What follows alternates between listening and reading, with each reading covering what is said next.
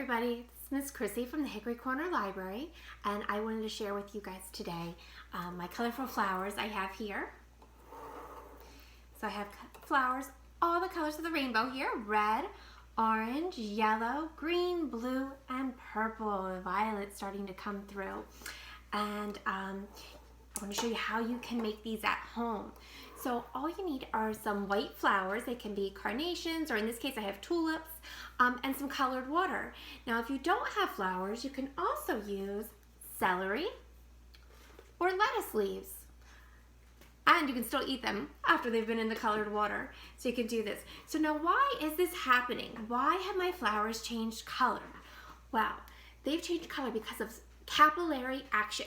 So my friends who have come to my STEAM programs before have definitely heard me talk about capillary action. We recently learned about capillary action when we were talking about our heart and how blood can travel through our bodies and how it uses our capillaries to be able to go in different directions.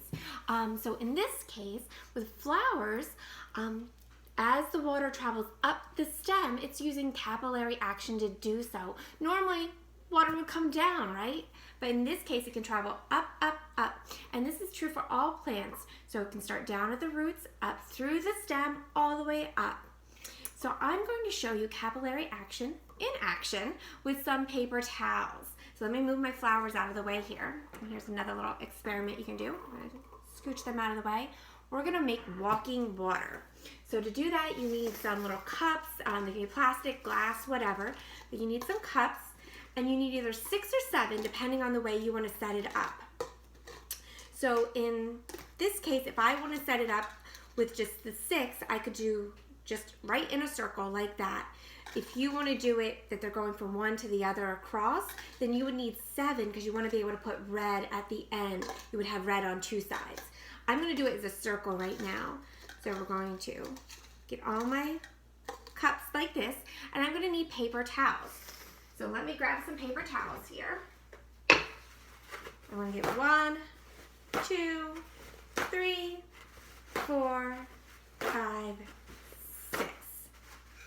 Move that out of the way. And I'm going to fold them up into 3s. 1, 2, 3. Like that. 1, 2, 3. So I'm just folding them into thirds. Now, why do paper towels work? Well, how are they going to show us capillary action? Well, what's interesting is paper towels are made of cellulose, and cellulose is what's in the stem of the flowers that is allowing the water to travel up through there. And so all these little dots on our paper towels make for really good capillary action because they're going to help the water travel up, up, up through there. So I've got that one and one more there. Now I'm going to cut them down a little because when I put them in my cups like this, it's really high. I want to cut it down a little so it's just going from one cup into the other one. So I'm just going to take my scissors and just cut off a chunk at the end there of all of them. Okay. So now when I put it in, it's like that. Still a little bridge, but it's not so high up. And now I need to have water in 3 of my cups. So I'm just going to grab 3 of the cups here. Put some water in there.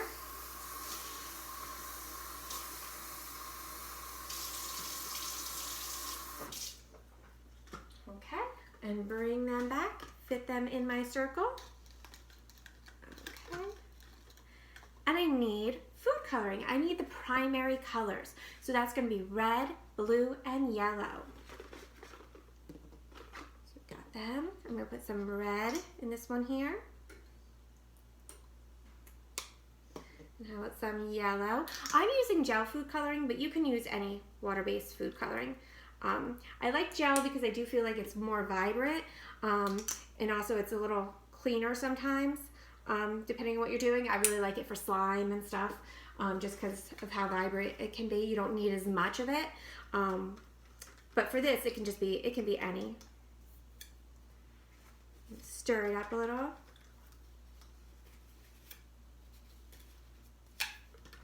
And stir it up there. And now I'm going to put my paper towels in. So one in red, another in red going to the other empty cup, then one from the empty cup to the yellow, one from the yellow to the other empty cup on its other side,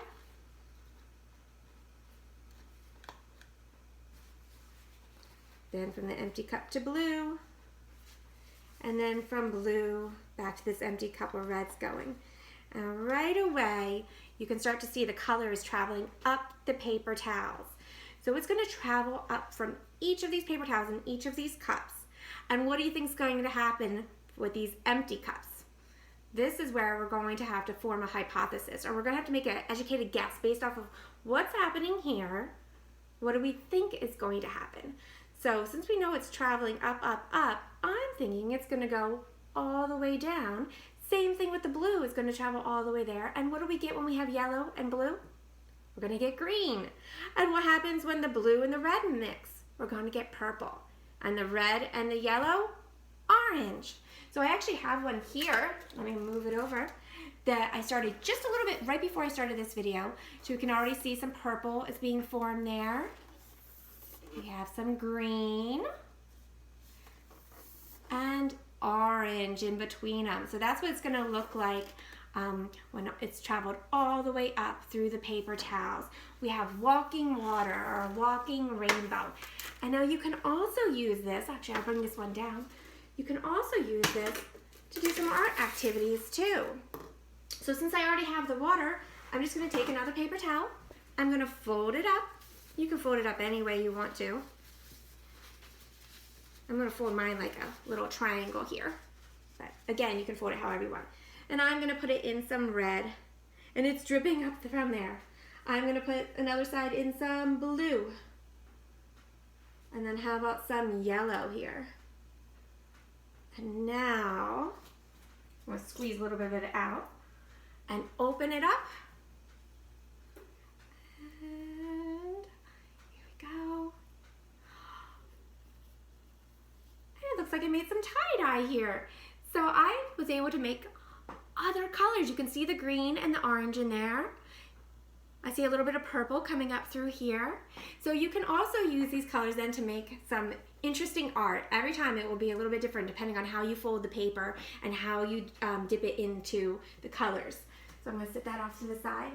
So lots of fun activities you can just do with just water and food coloring and items you have around your house. Have a great day, and I'll hopefully see you guys in another video.